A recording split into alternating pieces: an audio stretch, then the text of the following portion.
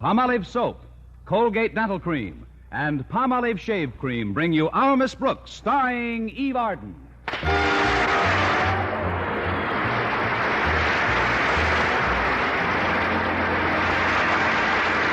time once again for another comedy episode of Our Miss Brooks, under the direction of Al Lewis. But first...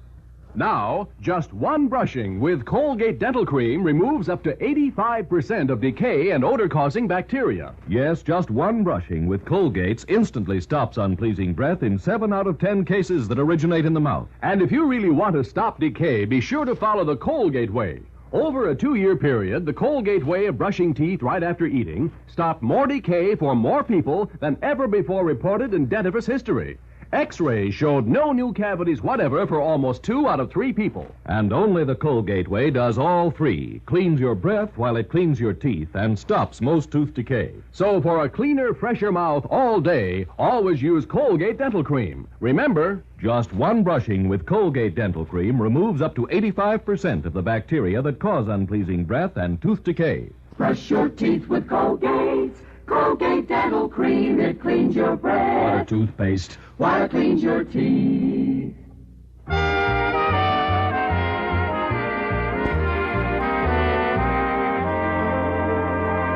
Last Thursday, Principal Osgood Conklin received formal notice that Cosmopolitan Magazine was planning a feature story dealing with life at Madison High.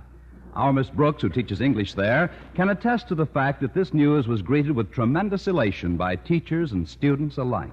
Yes, indeed. I haven't seen so many smiling faces since Mr. Conklin fell down the school steps.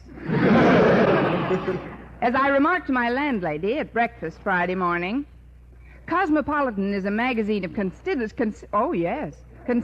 stature, Mrs. Davis. It's a great honor to have a story about our school appear in it, don't you think? I should say so. Nothing like that ever happened to the high school I attended, Connie. The only story ever written about us appeared in the Police Gazette. The Police Gazette? Yes, our principal killed an English teacher. Well, let's hope the story in Cosmopolitan isn't a sequel. It was a rather unusual case. He struck her with a blunt object. A blunt object? It was a cash register. It seems she saw him trying to hustle off with the cafeteria receipts and yelled for the police. That's when he let her have it. Wingo! Somehow I get the feeling you made the whole thing up, Mrs. Davis. I'll have my eggs now. I want to finish breakfast before Walter Denton gets here. Well, here you are, dear. Walter told me a Cosmopolitan photographer dropped in at school yesterday. That's right, a fellow named Haney. He was laying out some shots he plans to take this morning. I bet you're hoping he'll snap your picture, Connie. Oh, don't be absurd. I'm no publicity hound, Mrs. Davis. Why should I want my picture to appear in a magazine? Doesn't mean anything to me. Well... It's just a coincidence that I happen to be wearing my best dress this morning. Coincidence. Honestly, if you think I'm trying to look attractive so that photographer will snap my picture, you're sadly mistaken. When I woke up, I was thinking it was Sunday, so I put on my Sunday dress. That's all there is to it. Of course. And I guess it was mere coincidence that you were up till 4 in the morning fixing your hair. Guilty, Your Honor. Come in. Oh, if it's all the same to you, Mrs. Davis, I'd prefer that we don't mention this magazine story at all. Very well, dear. If that's the way you want it, I'll shut up like a clam. The top of the morning, ladies. Hello, Walter. Sit down. I bet you're hoping Mr. Haney will snap your picture for the Cosmopolitan this morning, Walter. Nice clamming, Mrs. Davis. Oh, why should I want my picture in a big, important magazine? Well... It's only a coincidence that I happen to be wearing my Sunday suit. Oh, is that your Sunday suit? Yes, and he was up until 4 in the morning fixing his hair. Well, I guess I did spend a minute or two combing my wave at a devil-may-care angle. Yeah, but the one who'll really be primping this morning is Miss Enright. Miss Enright? Yeah. Miss Brooks' fellow English teacher and her hottest rival in the rat race for Mr. Boynton. Walter. Oh, well, she's fond of him, too. And she probably feels that he'd sit up and take notice if her picture was to appear in Cosmo. Gosh, you should have seen her fawning over Mr. Haney in the cafeteria yesterday. Yeah, I was rather surprised, though, at the compliment she paid you, Miss Brooks. Compliment? Yes, ma'am. She was pointing out how lucky you are that you don't have to diet like she does. She said she thought it was wonderful how you managed to stay so scrawny and yet eat like a horse. Oh, she did she? Yeah. And Mr. Haney said he thought you were very attractive. And he asked her how old you are. Well, what did Miss Enright say to that?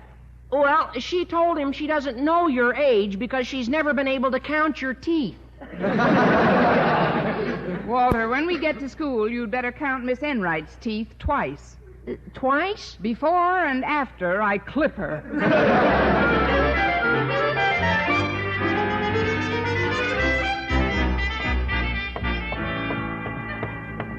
Hello there, Miss Brooks. Oh, good morning, Mr. Haney. I was just about to see if Mr. Boynton is in his laboratory. He is.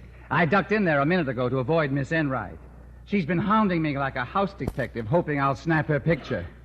So far, I've evaded that little chore. But I picked up a nice shot of Mr. Boynton. Oh? Now I'd like one of you, Miss Brooks. Hold still, please. That's it? You snapped my picture, Mr. Haney? I did. It'll appear in the next issue of Cosmopolitan. Well, I've got to get along now. Thanks, Miss Brooks. See you later. Oh, thank you, Mr. Haney. Bye now. Good morning, Mr. Boynton. Oh, hi, Miss Brooks. Say, you're really dolled up. Boy, you look like the cat's pajamas.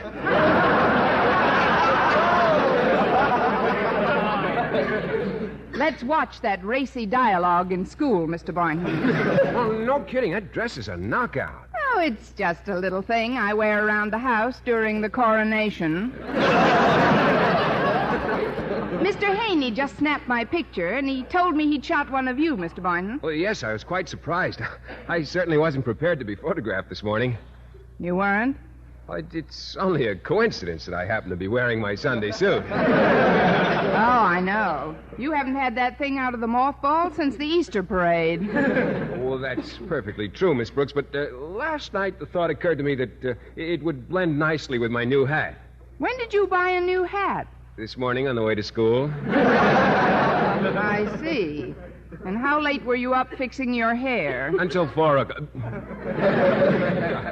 Shucks, I might as well admit it. The prospect of having my likeness appear in a magazine is the most exciting thing that ever happened to me. Isn't it the most exciting thing that ever happened to you? You should know.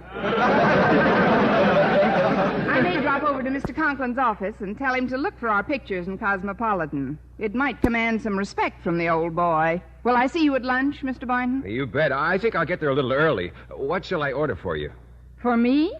Oh, it's my treat, Miss Brooks. You can have anything your heart desires. Anything. Well, in that case, I'll get there a little early, too.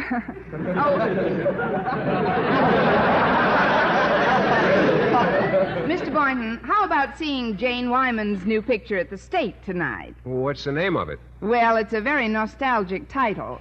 Remember the time last Christmas when you kissed me under the mistletoe? Yes. The picture's called Let's Do It Again.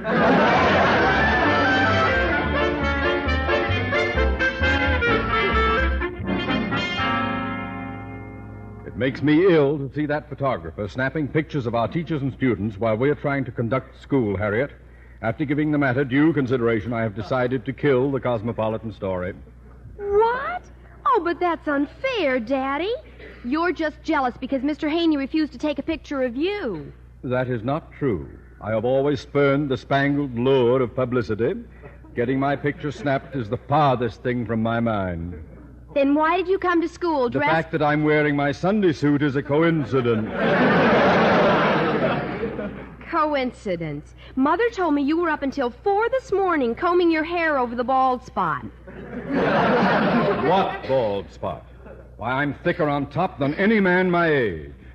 The fact remains that this institution has a rather toothy rule to the effect that no teacher may be either interviewed or photographed by a representative of a public periodical without the express permission of Principal Osgood Conklin. I am Principal Conklin. How do you do? Harriet, child. You are bucking for cafeteria KP.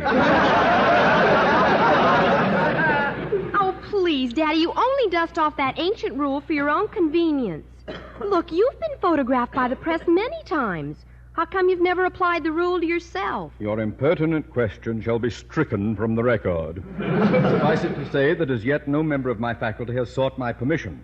If I should learn, therefore, that any teacher has already been photographed by the snap-happy gent from Cosmopolitan, that teacher is in for a mess of trouble. Come in. Oh, hi, Miss Brooks. Good morning, Harriet. Mr. Conklin, I have some happy news for you. I'll bet. Tack this notice on the bulletin board for me, Harriet. Now run along, please. Yes, sir. See you later, Miss Brooks. Bye, dear. That notice is for the benefit of my teachers, Miss Brooks. A rather timely reminder of Rule 608. You've run afoul of it once or twice in the past, I believe. Rule 608. Oh, is that the rule you applied a couple of years ago, sir, when the Evening Post took pictures of some teachers and neglected to take one of you? That's the little beauty. I plan to take drastic action against any teachers who have permitted themselves to be photographed without my permission. Now, what's the happy news you have for me? I forget. Somehow I'm glad. Anything else you'd care to discuss with me? Yes, sir. Mr. Boynton and I would like your permission to be photographed for Cosmopolitan Magazine. Permission denied. Oh, but, Mr. Conklin, won't you reconsider? I have spoken. Oh, please, sir, this is very... Could it be, Miss Brooks, that you and Boynton have already been photographed? Without your permission? How can you even think of such a thing? It's easy. Don't you realize that fallacious denials will prove futile? When the issue comes out, the pictures of those teachers who flaunted my authority will be all the evidence I need. Anything else? Yes, sir. Exactly what measures do you plan to take against those teachers? The faculty rolls of the good ship Madison High have not yet been logged for the fall semester, Miss Brooks. Those mutineers whose pictures appear in Cosmopolitan will have to walk the plank. Anything else? Just one thing. Where's the plank?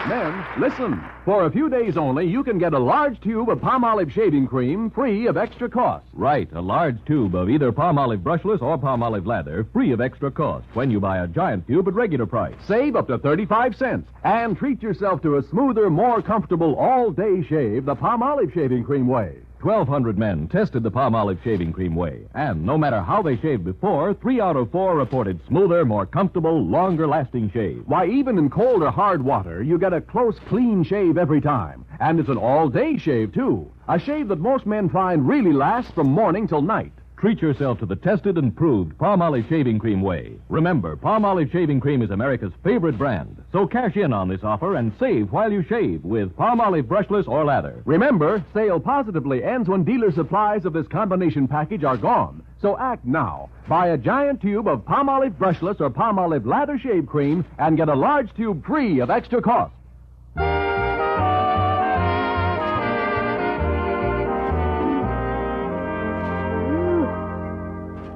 Well, when Mr. Boynton read Mr. Conklin's bulletin board notice about unauthorized press photographs, his reaction clearly told me that I'd have to buy my own lunch. Since food is such a good buffer against panic, I loaded my tray and headed for Mr. Boynton's table. Before I got there, however, I was intercepted by Miss Enright. Oh, hello, Miss Brooks. You do have enough there for a horse, don't you? Get off the track, dear. I'm heading for the starting gate. Yes, naturally. But you'd better go easy on those potatoes, darling. A girdle can only do so much, you know. Of course, I never wear a girdle myself. I know. I hear you donated yours to the Air Force for catapulting jet jobs.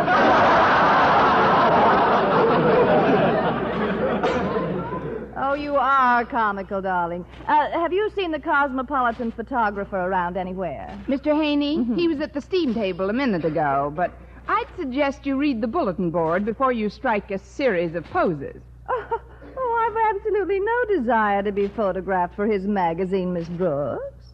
It's just a coincidence that I happen to be wearing a stunning new dress. Of course. I'm sure it was also coincidence that you were up until 4 a.m. grooming your transformation.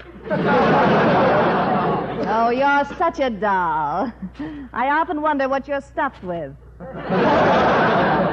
Remind me to send you an autographed X-ray. Now, if you'll excuse this old gray mare, I'll go put on the feed bag. Won't you just? I'll see you later, darling. It's inevitable, I guess. Oh, I'm sorry I kept you waiting, Mr. Boynton. Oh, that's okay, Miss Brooks. Gosh, that bulletin board notice has me worried sick. I'd like to see my picture in Cosmopolitan, but I certainly don't want to risk my job for it. Well, I don't relish the idea of unemployment either, Mr. Boynton. I asked Mr. Haney for our negatives, but he flatly refused to turn them over. He said his first obligation is to his magazine.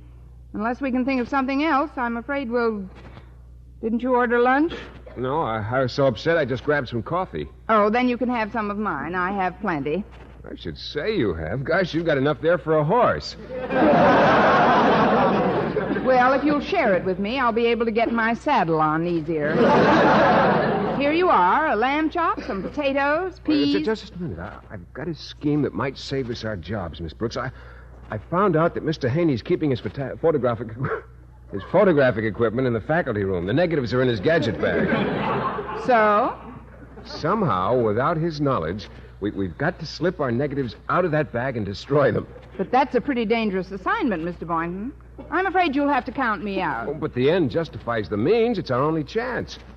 When the fall term rolls around, do you want to be out of a job? You want to be pounding the streets looking for work, discouraged, tired, hungry? Give me a pencil and we'll sketch the layout, Louie.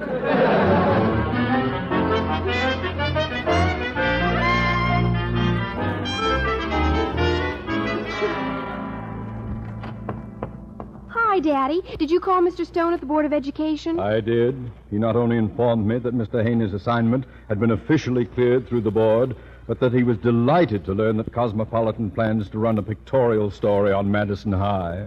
Oh, well, don't you let it get you down, Daddy. How can I help it? Can't you visualize my embarrassment if that magazine should run pictures of Madison's teachers and not one shot of its principal? Well, I figured a way out. I ran home and took some negatives from my own camera. Several attractive shots of myself, posed the way you like to see me.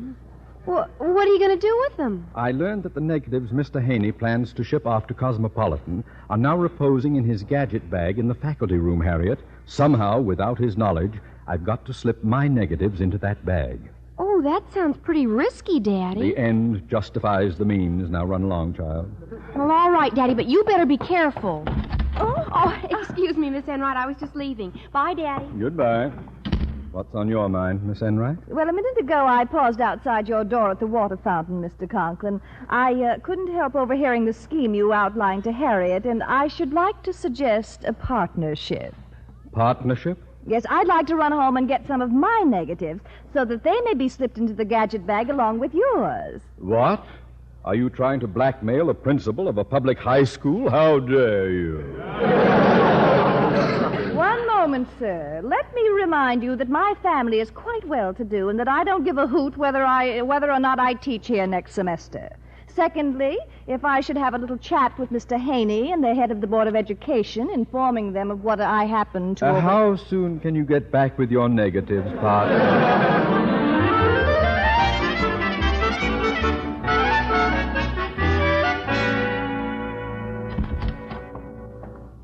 There's the gadget bag, Miss Brooks. Well, now's our chance. Now's your chance. To what, Miss Brooks? To faint. Catch anyone? Well, we merely wanted to look at the negatives of those pictures you snapped of us this morning, Mr. Haney. We just can't wait until they appear in the magazine. No, indeed. Hot diggity. And zippity-doo-dah. Well, I'll be glad to show them to you later on, Mr. Boynton. Right now, I want to go and pick up some shots of the gym. I'll have to leave in a minute. In a minute?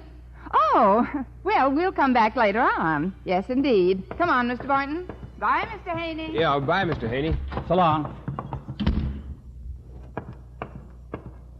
Well, you sure made a nice dark room out of the wardrobe closet in here, Mr. Haney. Are those negatives in there the ones you took this morning? That's right, Walter. They're complete except for one shot of Mr. Boynton, which I left over there in the gadget bag. Oh. The light wasn't so good in the lab, so I decided not to use it. Oh, photography sure is fascinating work. What's in this package, Mr. Haney? Oh, that's another assignment I'm working on. They're pictures of some gangsters for a story called Wanted by the FBI. Say, I wonder if you would get me some sealing wax and take them over to the post office. Oh, I'd be glad to. I'll be right back, Mr. Haney. Good. I'll wait for you. I can develop some of those negatives in the dark room meanwhile. Yeah, well, I'll just be a few minutes.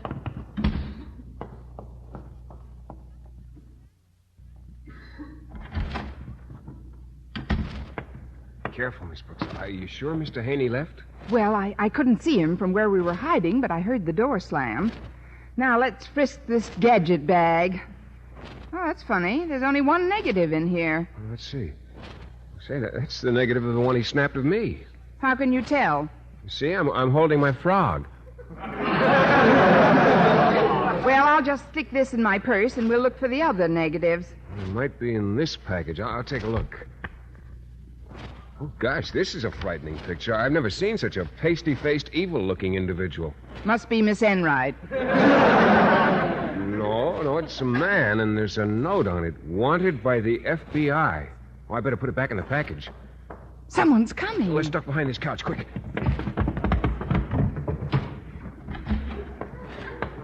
All clear, sir. Good. Let's get at that gadget bag. Yes, here it is. Ah. Mr. Conklin, it's empty. Oh, evidently Mr. Haney transferred the Madison High negatives into this package here. Well, we'll just slip our negatives in along with the others. First mine, now yours, Miss Enright. Ah, there we are. Oh, excuse me, folks. Oh, what do you want, Denton? Oh, Mr. Haney asked me to get some sealing wax for this package. I've got to rush it over to the post office. It's going to Cosmopolitan Magazine. Yes, we know. There's not a minute to lose, boy. Take it over to the post office immediately and with my blessings. Yes, sir. Bye now. Well, we did it, Miss Enright. Soon we'll be celebrities. When those pictures are printed in Cosmopolitan, we'll be the talk of the nation. Well, come on, sir. We'd better get out of here before... What's wrong, partner? We're not alone, Mr. Conklin. Look at those shoes sticking out from behind the couch. Who's that behind the couch? There's nobody here but us horses. Miss Brooks, Boynton. Oh, good afternoon, sir. We'll dispense with the amenities. Did you two sneaks see Miss Enright and me sneaking our negatives into that package? We did. And I have news for you, sir. That package had nothing to do with Madison High. The pictures in it were marked wanted by the FBI. What? Gad! We're snared in our own trap. Why didn't you stop us, Miss Brooks? You saw what we were doing. I saw what everyone was doing, Miss Enright. Mr. Haney. Yes. I've been in the dark room patiently observing your every action. You have? You have? Yeah. Well, then you've got to do something. Call your office. Stop the presses. If our picture should appear along with those criminals, we'll be social outcasts. We'll be ostracized, laughed out of town. Shunned by mankind. Well, I don't know why I should do anything about it. Frankly, you and Miss Enright have both been a pain in the neck. You especially, Mr. Conklin, have gone out of your way to make things tough for me. If it wasn't for Miss Brooks, I'd have chucked the whole assignment. Well, now, isn't that sweet, Mr. Haney? Miss Brooks, you know what I've always thought of you. Yes, I do. Well, forget it. You're toughs, aces, a man's best friend. Won't you put in a word for us? What word would you like? Oh, please, Miss Brooks, you've got to help us. You really want me to, Seabiscuit? I beg of you. All righty. Mr. Haney, I should like first to intercede on Miss Enright's behalf. She's a peculiar type. Type of what we won't go into. But there are times when she is not responsible for her actions. Yes, that's very true. Oh, thank you, Mr. Boynton. And as for Mr. Conklin, well, everybody does stupid things once in a while. He's just more consistent. Hear, hear. Small wonder my wife calls me knucklehead. Now, tell him, Miss Brooks. Mr. Haney, as a favor to me, please don't print Mr. Conklin's picture alongside those other hoodlums. That is, won't you give him a break? Mercy. I have an only child. Well, all right. I'll see that the pictures of you and Miss Enright never reach the press. Oh, thank you, Mr. Haney. And thank you, Miss Brooks, for springing to my defense. Dear, sweet, lovable Miss Brooks. Lovable or not, I'm afraid I can't be as lenient with you, Miss Brooks. With me, Mr. Haney? While I was watching from the darkroom, I happened to snap a picture of you stealing the negative of Mr. Boynton's picture. What? To think that I've been harboring a light-fingered Lil on my faculty. No, please, Mr. Haney, it wasn't really stealing. It should you look see. very cute in Cosmopolitan with a caption reading, English teacher caught filching film from photographer. Mr. Haney, would that be all in caps? Here's the picture, Miss Brooks. Oh, let me see it. Oh, my goodness, I hate to admit it, but that's the best photograph I've ever seen of you. Yes, it is rather good. It's very natural, and the way you're standing shows off your figure beautifully.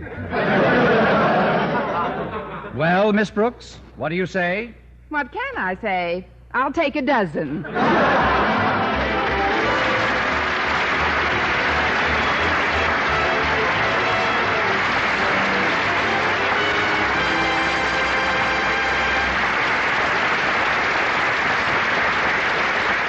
Eve Arden returns in just a moment. 100% mild palm olive soap helps guard that schoolgirl complexion look. Catherine Bowling, University of Pennsylvania, reports, For softer, smoother, brighter skin, that schoolgirl complexion look, I use palm olive soap.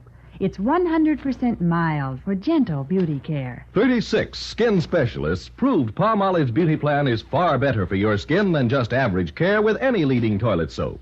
Here's all you do. Gently massage palm olive's 100% mild, pure lather onto your skin for 60 seconds, 3 times a day. Rinse and pat dry. Within 14 days, most women can have softer, smoother, brighter skin. That schoolgirl complexion look. Yes, palm olive is 100% mild. It actually brings out beauty while it cleans your skin. And remember, while no therapeutic claim is made, nature's chlorophyll is what makes palm olive green. Get 100% mild palm olive soap today to help guard that schoolgirl complexion look.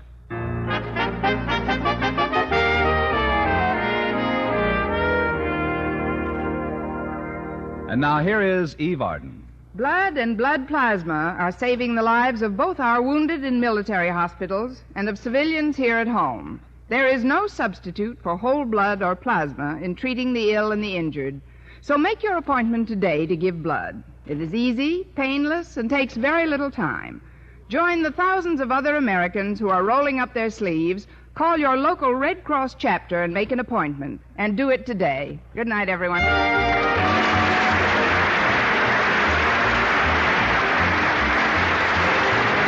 Our Miss Brooks, starring Eve Arden, was produced by Larry Burns, written by Al Lewis and Joe Quillen, with the music of Wilbur Hatch. Mr. Boynton was played by Jeff Chandler, Mr. Conklin by Gail Gordon. Others in tonight's cast were Jane Morgan, Dick Turner, Gloria McMillan, Mary Jane Croft, and Dan Tobin. Be sure to read the story of our Miss Brooks in the current issue of Cosmopolitan on your newsstand now. The Colgate-Palmolive Peat Company invites you to listen to their exciting new quiz, The Phrase That Pays, on radio every weekday morning, Monday through Friday, and Luella Parsons on Tuesday night. Consult your local newspaper for details. This is Bob Lamond reminding you to be with us again next Sunday at this same time for another comedy episode of Our Miss Brooks. Stay tuned now for the Jack Benny Show, which follows immediately over most of these same stations. This is the CBS Radio Network.